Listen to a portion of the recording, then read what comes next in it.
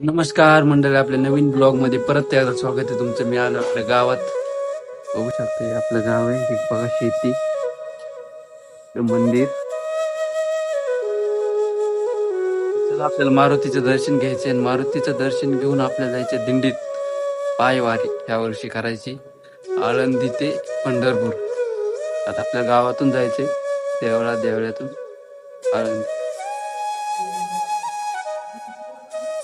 ही आमची गावची मायबाप रामकृष्ण. हे काही आपल्या गावचे मंदिराच्या पाठीमागे. आपण पोहोचलो इथं वारीसाठी ठिकाणावर.